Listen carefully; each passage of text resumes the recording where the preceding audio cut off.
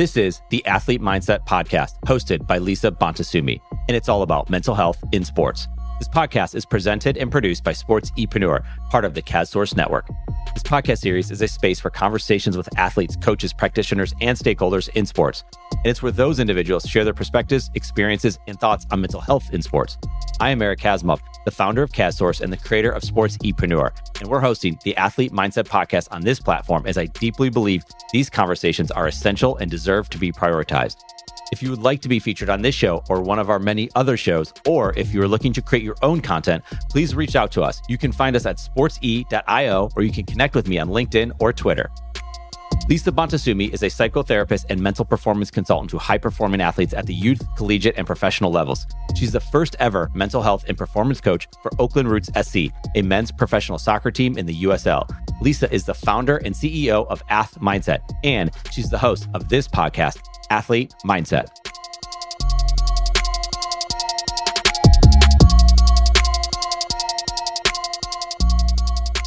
Today, I'm so excited on the Athlete Mindset Podcast to have who's become a dear friend, Kim Brady. She is a small business consultant. She is an athlete transition coach and a published author. So welcome and thanks for being here with me. Oh, it's so nice to see your face. I know no one else can see us, and that's fine. But you and I have made multiple attempts to truly hug each other and see each other in person, and life has occurred. And so being able to see you and, talking with World Cup in the middle of the night, talking about all the things mental health, I'm just thrilled to be here. I appreciate it. That will come too. That hug will come in real life. I know it. Ma'am. I know it.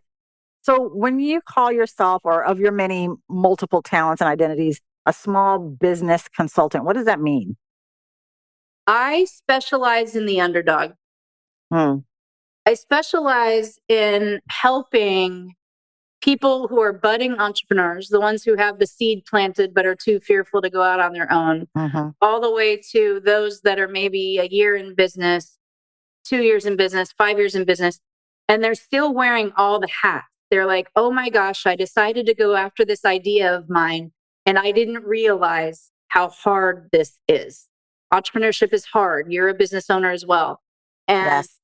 Entrepreneurship is a marathon. It's not a sprint, even though every day you feel like you're sprinting. But the whole thing is a marathon. And so the small business consultant is I specialize in service-based, community-based leaders who want to become better and put their dreams out there. And I want to help them in that. That's awesome. I love it. I love it. I love it. And I know you do, because your heart is out there and you have really good intentions. On my sleeve all the time. Your passion is there. What are the top 3 things when someone is working on their business, whether it's at that stage that you described at the beginning or all the way? What are the top 3 things you want them to always remember or keep top of mind? That they didn't go into business to be short term. I had a really good meeting with someone yesterday. He's established. He's an attorney. He's going to be going on his own. He's leaving the ship that he's in, right? And he's going on his own. And he's very business savvy.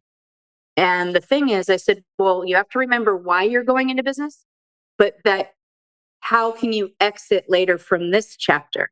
So being in the present moment and solving the short term, always with the presence of mind of the long-term succession plan.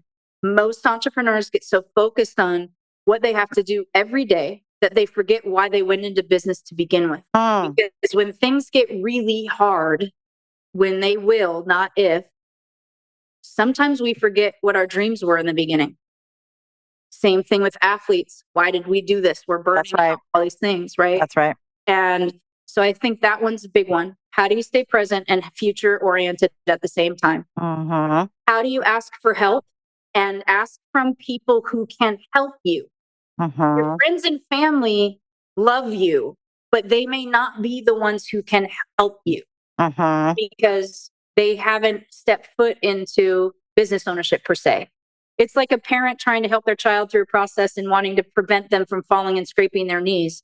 Instead, you have to let that kiddo fall and scrape their knees, and maybe they learn how to get up and they ask someone else for help. It's how do you launch, it's the same thing in business. You have to be around other entrepreneurs. You have to make sure that you are not by yourself and that you're seeking advice from people who can see you in your processes. I wouldn't be where I am without my coaches and business coaches and other mentors and supporters like yourself.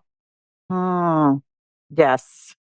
So my takeaway there is, which are total gems, remember why you've entered into business and keep that forefront, especially when you face adversity, and surround yourself with a team. Don't ever do it alone. People who got your back, people who support you. I think those are really, really valuable. And you referenced, just like an athlete. So the athlete transition coach, I'm hearing already some similar transferable kind of language. I know you have a different opinion on how to define transferable, so I'd love to hear it. But how has your role and identity as a small business consultant inform your ability to be an athlete transition coach, including the fact that you were a D1 soccer player at Cal? Go Bears. Go Bears. There we go. So did I tell you? Hold up. Did I tell you my dad's a graduate of Cal? Yes, ma'am. Okay, I had to. Okay. Anyways. You got to leave some blue and gold in you. Yeah, now everybody else knows. Okay. Yes. Go. A little blue and gold in you. Yes. My small business consulting is only and always informed by me being an athlete first. So it's the other way around. It's the other way around. I couldn't have done or been able to do the things that I've done without being an athlete. I couldn't have. Say more. Tell me more about that. So it's not just the experience of playing at Cal. It's everything of what sport brought to me. I've always said that soccer has brought me every opportunity, good, bad, ugly, and indifferent. Right?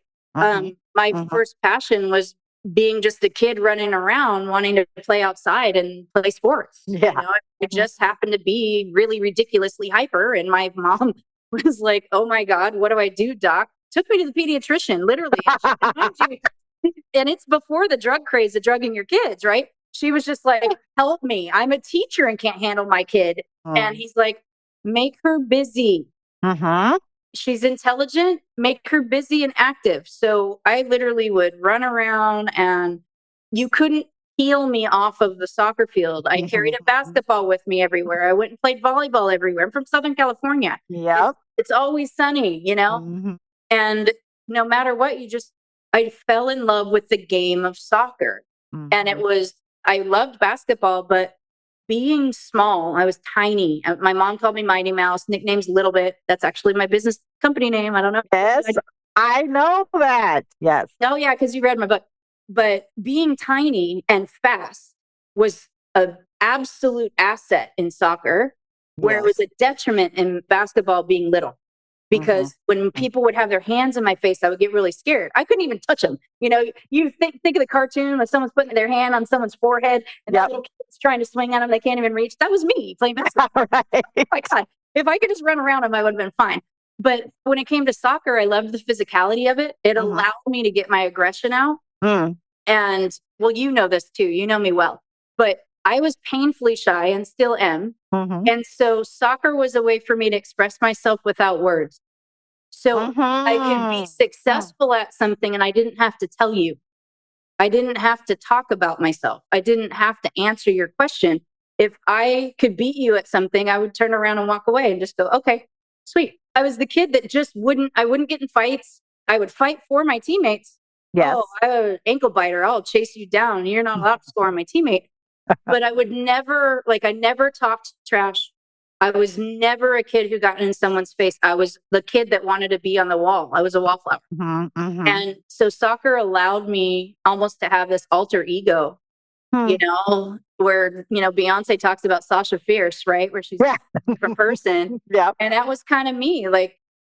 I'm extraordinarily passionate and an intense person. But when you get to know me, I'm extremely soft-hearted. And you don't always see that as the athlete or as the business person, but ultimately that was kind of me. It just allowed me to express myself in a different way. And I didn't have to talk about it. No, I love that. I love that you found that. I love you found that at an early age. And as a female, it's so important. to be able to have the freedom to express ourselves in different ways Mm-hmm. and not be confined to some societal norm about how it's supposed to be, quote unquote, or whatever. Mm-hmm. Like, I love that you say everything you do. I think I'm going to go on a limb and say, because I think I do know you pretty well, small business consultant, athlete transition coach, published author, they've all informed you, or you being an athlete has informed that, and who you are in life is informed by that also. It's not just what you do professionally. Yes. I don't think you could ever extract that out of me. I mean, even though I haven't competed in how many years, someone asked me fairly recently, I think a couple of weeks ago, I was walking somewhere and this woman goes, I have to ask you something. Did you play soccer? And I said, I just got this big smile on my face. I was like, yes. She goes, you just carry yourself like a soccer player. Oh, wow. I go, that is a high compliment. Yes. Yes. I mean, thank you. And it was just an interesting thing. I just kind of how it went around. She's a little older than me and it was just nice. I mean, it's a compliment to be recognized for something you identified as. Exactly. Yeah. What do you think the top 3 things are that you learned about yourself and still apply today from playing soccer? Soft skills are not soft. I'll say that repeatedly. Soft skills are not soft. Tell me more. Say more. What does that mean? Where I talk about I wear my heart on my sleeve. Like, yes. I leave everything on the field. Everything. So, you know me, I'll cry all the time. But like, I have tattooed on my arm. It really is tattooed on my arm. The most precious treasure on earth is my heart. And when I share it with you, protect it as if it is your own. And it's here to remind people that if I let them in this sphere, inside my sphere, you matter to me, you're family to me. It's the Italian, familia. But it's also a reminder of protecting who I put here because I am a person who wears my heart on my sleeve. Yes. I will give everything. I'll leave it all on the field. It's all about the phrase, get stuck in. I get stuck in everything I choose to do, whether it's relationship, whether it's my businesses, whether it's building friendships and networking, whether it's helping someone. I will be the last person to give up on you. You'll probably give up on yourself first before I give up on you. And I think that has informed me as a therapist in my previous life, as you know. Yes. It's informed me as a coach of soccer players, right? And a coach of people and a coach of life, right? Like, I just think that you have to bet on yourself and you have to go all in. And I don't know, I mean, you'll get injured if you don't go all in on a tackle. So you have to go all in. And you may still get hurt, but at least you'll come out of it a little easier than the other person. Because you can't half-ass business, you can't half-ass life, and you can't half-ass love, and you can't half-ass sport. Drop the mic, the end. Bye, we're done. No, I'm just kidding. But I mean, it's the way I am with friends too. Like, you can't half-ass a friendship. If someone needs you, show up. Right? Yep, for sure. Yeah. For sure. Tell me more about how your past life as a therapist, like, why did you even do that? Like, I guess, what led you there? And ultimately, what led you to leave it? Like that succession plan that you were talking about. Like, talk to me about that. Born and raised in Southern California. And on the outside, it looked like we had one happy family, of course, right? Stereotypical white family, 2.2 kids and a dog and a cat. Yep. And when I was 12, my dad's sister attempted suicide and ended up dying from complications from her suicide attempt. About 6 months after that, I was 12 years old. And then I also had a grandmother, my father's mother, who was very racist and said really, really vile things. She was from the South. And we did not get along. She and I did not get along. And she didn't like me. She thought I was too boyish, too masculine. So, imagine knowing in some way that you're different already. Before I knew I was gay, I was being told I was a bad human. And that I was not going to, even though I was highly intelligent, that I wasn't pretty enough or I wasn't girlish enough or, calling me a tomboy, and it wasn't a compliment. And so I had these experiences at a young age. And then a teammate and friend of mine became severely anorexic and bulimic.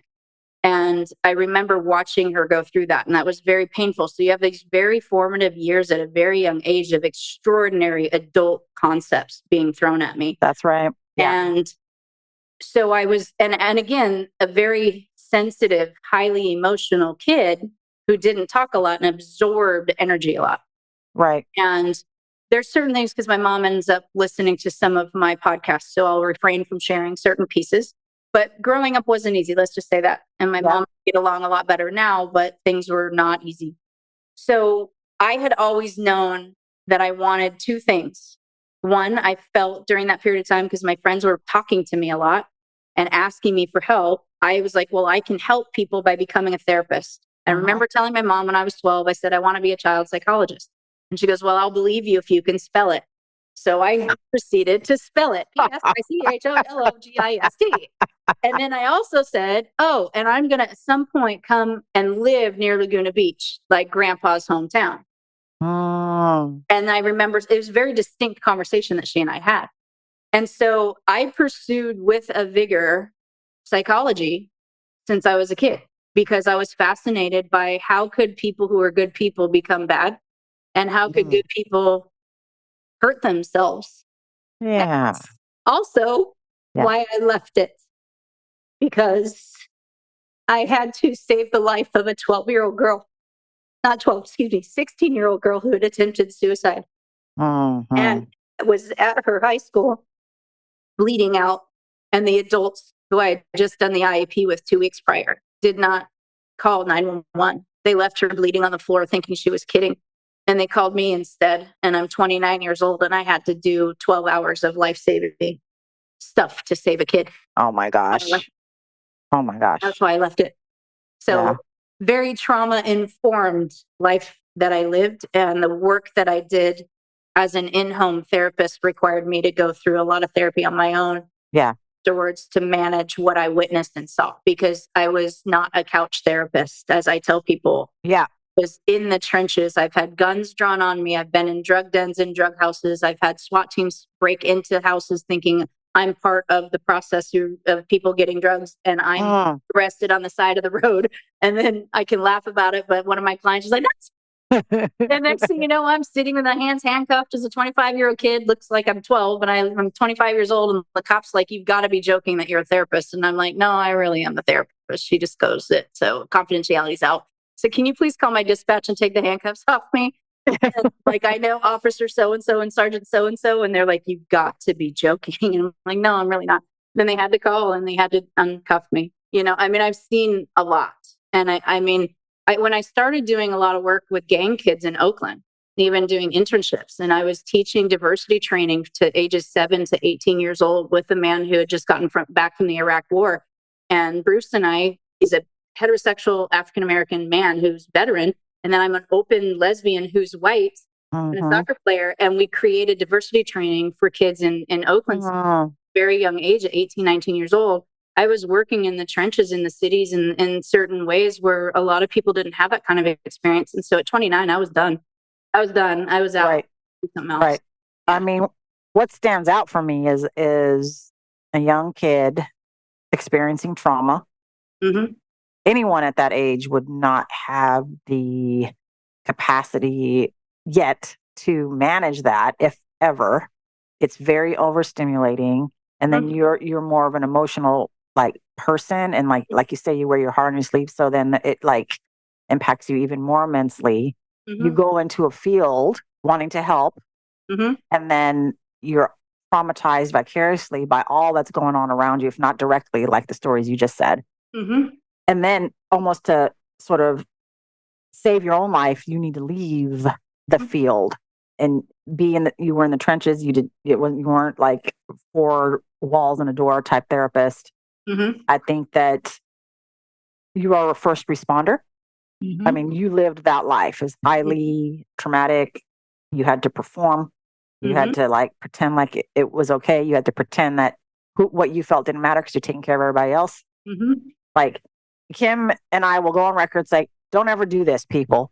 If you want to be a therapist, let's figure out a different way.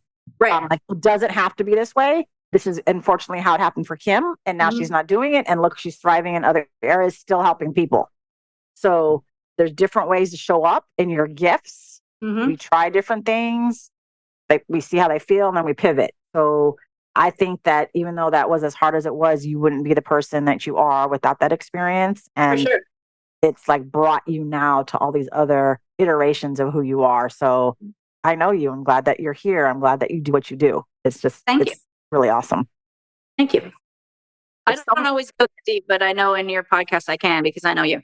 Yeah. Yes. A lot of people can't handle that information, and talking about suicide is a very big deal right now for athletes. And so, that's part of the reason why I have to decline things. People will ask me to do more talks on things. I said, I can't re-traumatize myself. There's quite a skill to be able to say no, that just because you're good at something doesn't mean it's good for you. Yes. Yes. So that's a lesson for anyone listening, that just because you're good at it, if it doesn't fill you up too, then that may not be the right pathway for you anymore. And it's okay to shift and pivot and learn to dance in a different way. So valuable. So valuable. Because when someone says you're good at it, or maybe you realize it, that's an external evaluation of who you are, and what makes you feel good is an internal evaluation, right? They have to be in line. Yes. They have to be in line. So if you're good at it and you like it, cool. But that's for you to determine, not anybody else, because you're in it and living it. And so anybody can benefit from that message. So important. So important. And thank you for trusting me in this space to open up, because as you know, as we speak right now on September 21st, 2023, that it is right now National Suicide Prevention Month. So the fact that we are actually talking about it, I think there's a bigger, I don't know, energy in our space today, right now, that we can actually talk about it. For sure. For sure. And I have a tattoo on me too. It's wrapped around my core, and it's a Walt Whitman quote, and it says, "Re-examine all that you've been told. Dismiss that which insults your soul." Girl, I got them all. I was saying, if it no longer serves you, let it go. Please. Because we need you, but the stuff has to be let go in order for the you to come back out. Yes. That's right. You have, in my opinion, a diverse experience with different kinds of people. You're an Italian American, white woman, gay identified. But in my opinion, I feel like you flow in and out of so many spaces, can connect with a whole bunch of people. What do you think lends to that? What is it in your life or experience that lends you to be able to flow within different spaces that maybe don't look like you? Or like people say, like, she's white, so she can't come in here, but then she opens her mouth, starts talking, I'm like, oh, okay, wait, she's an ally. I get it. Like, how does that happen? How did that develop? Or tell me about that. Well, first I want to say thank you that you called me an ally, because being called an ally has to come from someone else. It is not a label I get to place on myself. And I think that's very important, especially as a white person. Any white person is doing anti-racism work or anti-bias work. That is not a label you get to place on yourself. That's a position. And someone else has to give that to you. And you need to honor that every time you're given that. Secondly, how I come to that place is by walking into spaces, or three spaces, as a woman, as a white woman, as a person who identifies as a lesbian and has for 30 some odd years now. This isn't new to me. I don't like being called queer. So I like when people have conversation with me about that, because I am of the generation that bothers me. That's why I identify. The community wants those labels because they are, quote unquote, more encompassing for people, but it wasn't how I grew up. So for me, it's understanding and appreciating the value of an immigrant experience with my grandparents, being generation Italians and being discriminated against. It's about learning their stories and why they came here. It's about being gay and traversing being accepted and not being accepted within my family, not within my family, things like that. It's the experience of saying, I went from Southern California to Northern California, and I hated history in high school, and I needed to fulfill a history requirement, and I had options. I could see things in a bigger lens. And so I took a Chicana studies class, and I took a Native American studies class, and I took an African American studies class, and I fell in love with my professors. And they were like, Kim, you just have this thing about learning. Where did you get it? And I said, that's the thing. It's called learning. It's about being open to other people's experiences. And so if I want someone to accept me for who I am, I must learn how to accept others who have different experiences than I do.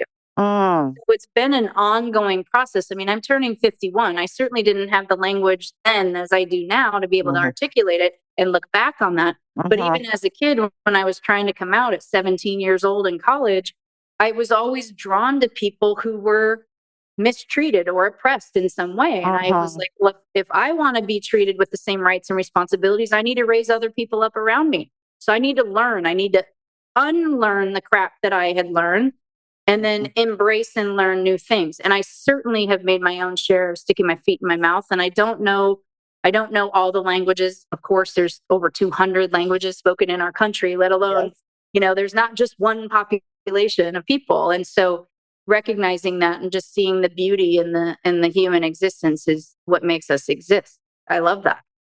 So, yeah. No, I appreciate it. And as a brown identified woman, calling you an ally is a no-brainer. I mean, I think that the way that you talk about it, your humility, like you understand where you sit and where you don't sit, that's important. So, we need more allies and let's just duplicate you 1,000 times and we're all good.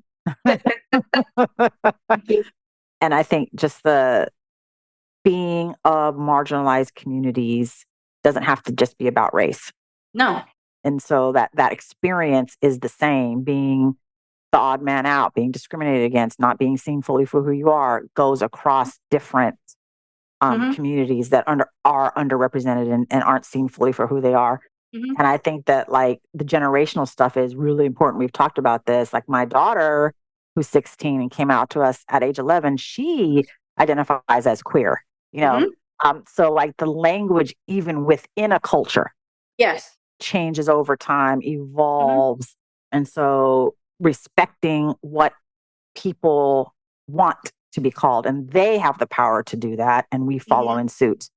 So thank you for all of that. I want to shift gears just a little bit. If someone wanted to access your expertise as an athlete transition coach, what would they be going through per se? And what would be the first couple steps that you would take to help them? First thing is don't be afraid to ask. Right? Every single one of us who compete at some point know that we're no longer going to be able to compete at that level. We know it inherently, but we don't want to know when the end in sight is, right? And I feel very lucky that when I came up and competed, I wasn't in this arena of social media. I'm really grateful for that, in all honesty. I chose because I see both sides. I build my business on that. But when you talk about the steps to ending a career and into a new space, when the only identity that you know is this thing, like I'm a soccer player, right? Yeah. This woman at 50s, like, you look like a soccer player. And I was like, yeah, where we know I just had emergency back surgery. I'm not even allowed to work out right now. So being able to recognize that our identities, multiple identities that we aren't all defining. And so being able to go, who are you if you can't compete? What else do you enjoy if you didn't have this? Who are you? And that's the beginning of peeling back the onion and finding that all of these pieces matter. I'm a woman, I'm a lesbian, I'm a daughter, I'm an aunt, I'm a business owner, I'm an author, I'm an athlete. That's right. The multitude of identities that I carry. And ultimately, I love when people go, how do you define yourself? I'm Kim. Right. That's like the best start. My name is Kim. Let's go from there. Yes. And so there's so many more complexities to who we are as human beings. And when we live in a land of 2-dimension of social media, and here's the presentation that we want people to see, but we're not letting other people see other passions and excitements and things that you're interested in, you can have a hobby and it can be weird. Yeah. Who cares? Like I love to cook and I want to become a polyglot. I've told you that. I want to. Yes. Every night I practice my French. Right now I'm practicing French. I have a better intermediate understanding of French than any other language aside from English. And so that's what I have to practice first. So when I become more fluent in that, then I can add more, because when you try to I want to be French, Italian, and Spanish, and they're all of the same Latin base, but they have things that are similar, but you end up messing up the words if you do too many at once. So I really need to practice more with my French. So I'm the kid that literally is watching something on Instagram from a French woman who's translating certain conversational things as a Parisian in New York. And then I'm doing Duolingo while I'm watching, some political thing because I need to stay up on current events so that I don't look like an idiot around people who are smarter than me. And like, I'm just this girl, right? And like, at the same time, I'm the person that's going to be in a sweatshirt and watching sports with you every single day of the week. Like, I just think we all need to allow that part of you as an athlete to come out and recognize that you're not losing the athlete part of you in transition. You're just adding to who you are to be more multidimensional and letting all those pieces come out that you couldn't do because you were so focused for so long on being who you were as a competitive athlete. And so it really is, how do you want to show up? And how do I help you get to that place of acceptance and honoring all the pieces of you? No, it's beautiful and so important. I think it's undervalued. Even the athletes I work with, that they're like, well, if I start to develop these other identities, does that mean my coaches are going to think I'm taking my sport and my role on this team seriously? Like that I am now not as focused or committed to my primary job because I'm, looking into other identities. And I know you have an answer to that, but I'm just like, well, if I only did my job, I'd be boring and I'd be like super like understimulated and underwhelmed. You can't just do your job, especially I'm just talking about professional athletes right now. Sure. But there's other levels of athletes who feel like they're cheating or they're undercommitting to that identity. So if that comes up, I know you're smiling because it probably has. How do you handle that? Or what is the sort of place that you support folks around in that spot? I believe, just like if I was only informed with white history, how limited my view of the world is. I'm only informed of understanding how to be the best person, athlete, whatever that I'm doing in my primary role. The only information I receive is solely from my one sport, how one-dimensional I would be. So I love tennis. Tennis to me is my favorite sport behind soccer. And here's why.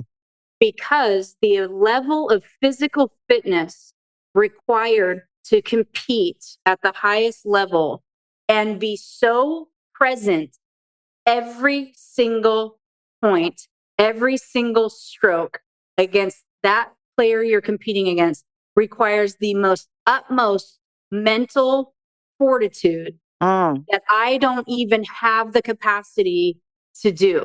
So why wouldn't I study tennis players to understand the mindset of how they become so physically fit, as well as how do they stay so present in the moment? Because as a soccer player, even though it happens instantaneously, I make a bad pass and I'm remembering it 3, 4, 5 minutes down the game when the pass is happening. And I need to learn from that. So I want people to be informed by other dimensions, other ways of viewing the world. Because if you can take something, I like to say soccer's chess and pool and geometry at the same time. Understand math, and you understand angles, and you understand geometry, and velocity and pace and width and texture on a pass. You can think about that and apply that in geometric perspectives and see things in an analytical way. And you can geek out on that kind of stuff.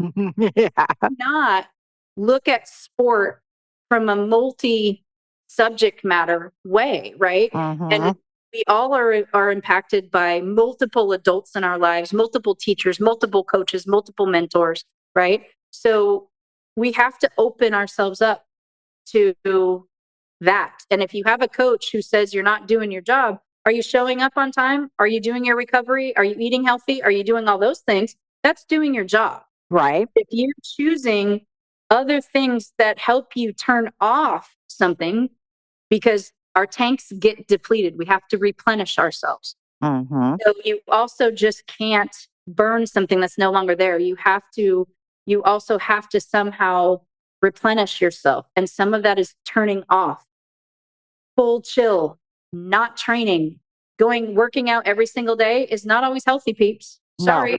No. No days off is bullshit. Yep. No days off is bullshit. I'll say it again for people. Stop with this mindset that's not a healthy mindset. It's just not. Right. It doesn't mean that you can't go for a walk and enjoy nature. It doesn't have to be at pace and doing it for distance. Right. Okay. Doesn't mean that you go play volleyball and suck at it. Go bring a whip ball out with a little kid, or go play fetch with your dog. Right. You're still doing something active, but it takes your brain off of it and it lets your brain do what it needs to do, which is synthesize and integrate data. Right? So you can't do your sport all the time. You should be looking at other things, because you're going to fine tune things and you're going to find muscles and nerves and neurons and channel all of that differently. We're a massive complex system as a human being. So tap into all of it. For sure. And you might find when you do that, you actually enjoy your sport more in different ways and actually perform at a different level, because you're diversifying how you relate to it and taking that break, like you said. There are a lot of people who are specialists, right? But that doesn't mean that that's the only thing they do. That's right. That's right. Yeah. I know you're a published author. It's amazing and awesome. So are you, sis? Yeah. Yes, ma'am. Thank you so much. We are, again, part of another club together of your books. Leave us with a little bit of either one. That's funny. I said that on purpose too. I know you did. I love you. You're so bad. Of either one of your books, leave us with some more gems, if we could even add more into this space, into this time, of what to expect from those books. Leave us a teaser of why we might want to go out and get them. So I'll start with the collaborative project first, and I'll end with mine. Yes. The collaborative project is, I was invited to be a part of a collaborative project called Forever Athlete. And it's 18 forever athletes, not former athletes. All of us are going to carry that athlete spirit and that athlete personality into our lives. Especially when we've devoted years and years and years to showing that excellence that we have. And so some people's experiences are not always positive.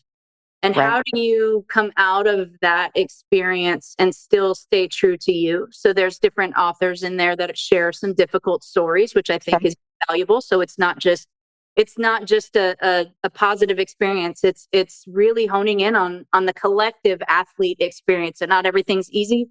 The behind the scenes things that can happen, the hard things that can happen.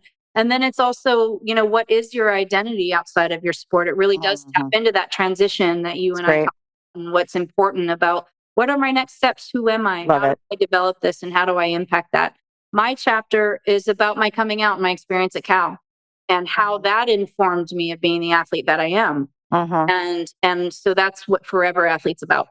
I love it. Book is entitled Get Stuck In, Lessons from the Pitch to Build Your Business.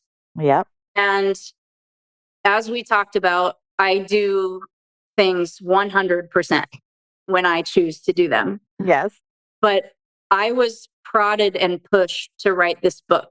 You and I talked about this offline before we started this. I tend to downplay things because I don't realize the impact they have on others. And I don't necessarily, it's not that I don't think I'm a good person. Like, I have a healthy enough self-esteem to know that I'm a good human being. I'm kind, I'm intelligent, I'm passionate. I can say very good things about who I am as a person. But I don't necessarily think the things that I've accomplished are necessarily all these big accomplishments, because I do what almost all of us do, which is compare ourselves to others who are bigger, faster, stronger than us. And so I've never been an Olympian. I've never been paid to play soccer. I was never on the women's national team. So for the longest time, I never saw myself as an elite athlete. And then I'd meet people and they're like, you've got to be kidding. You had a 4-year scholarship to play at Cal and you were a starter. And where you Exactly. And I was like, well, so was everyone else next to me. And then I was competing against all these other. And so again, it's the comparison syndrome, and that it negates certain things. And so even getting this book written was really from my friends telling me, and there's a story of me crying in my martini in San Francisco with my friend, who is a dear friend of mine who speaks 10 languages, no less. Wow. And he's brilliant. And he and I work together in Cal, and he is a Choctaw Comanche Indian and the chair of ethnic studies at San Francisco State. Really dumb guy. Just very dumb. And he was like, come and visit. You're having a hard time. I know you sold your business. Get up here. What's going on? And it was during COVID and just after, when you were allowed to see things, or just before. It was one of the two where we were still allowed to see each other inside of a restaurant. He had to go do a lecture and needed to talk to me for lunch, and then he had to come back. So it was like, you sat there, and he's like, why don't you think that your story isn't impactful for other people? How dare you? And I would just like start crying. I'm getting yelled at by my friend, and he's like, drink a martini and here's a piece of paper and start writing out your story. Wow. And I was like, okay. He calls me mommy. I call him Poppy. I'm like, okay, Poppy. And I'm just crying in my martini and started writing it out. And then I had people who really were like, do you not realize like the things you write online, how impactful it is? And my friend goes, where you can scroll. And he goes, but every time I come by you, I don't scroll past. I read everything you write. And so it was really it's not a memoir per se. It's the 10 years of why did I leave corporate America? Why did I create the company that I built when I thought I wanted to build a coffee shop? And the process of bringing entrepreneurship to the underdog. It's not having multi-million-dollar venture capitalists. It's about saying, yes, I have an idea. I have a concept. I can monetize it. And I can build something that matters. And so it's my story of building that. And that's really try to put tips and tricks and the ups and downs. And it truly is from a person who's started, scaled, and sold her own company. And come to find out, I realized that is a very elite place to be too. So that's what my book is about. I love it. I love it. And I have read that book. I need to read the chapter in Forever Athlete, maybe the whole book, probably. But what I appreciate about your book is, yes, all the tricks, tips, and insights. But for me, and I don't know if this is just what I value or like what is the rhythm of it. The rhythm of it. Like you have to read it to understand. And so I encourage everyone to go pick it up. There's something about the way that you connect what happened to what is happening to what will happen. And that rhythm, it's not linear. So it's not linear. No, there's a vibe. There's a vibe there that I really appreciate it because it makes then the lessons and tips just that much more alive and like digestible for a reader like me. And I'm sure I'm not alone. So I encourage everyone, you're welcome to pick it up. I know that Kim offers 15-minute free consultations. Vibe her. You're vibing her now. It's always free to talk to me. I will make time to talk with you. Do this for yourself. Do this for yourself. Make it a priority to talk to Kim. And if she can't help, I know she will find someone who can. That's just who she is. And so if you are tentative or trepidatious about talking about your story, how you're feeling about your athletic identity, just who you are and how you show up, why not just start with the first 15 minutes and we'll go from there. And so I speak from my own experience in referring people very close to me to Kim to actually talk about their transitions, whether it be with business and or as an athlete. And I've only hear raving reviews. So it just encourages me and gives me confidence to keep doing that. And so I will. And, I highly recommend her, and let's keep like helping people. That's what we're about. Helping people, listening to people, validating people, honoring them in their space, not judging them. And I think when you have lived experience that can bring to your work, it's just that much more special. So I'm honored to be your friend. I'm honored to do this work together in our areas of expertise. And I look forward to more super cool, rad moments with you. Thank you so much. I'm so happy I had the courage to reach out to you and geek out on you and find you on LinkedIn. You're so wonderful. Thank you so much. I appreciate you beyond the world. Thank you. Athlete Mindset is part of the CADSource Podcast Network. At CADSource, we love podcasts. In fact, we love building podcasts, everything from development to production. Because of all that, we're growing this one-of-a-kind podcast network. If you have a podcast or looking to launch a new podcast, then we should talk. You can message me on Twitter at Eric_Kaz or hit us up any way that works for you by searching CADSource on your social media app of choice. Let's talk about your podcast joining this one-of-a-kind podcast network, the CADSource Podcast Network.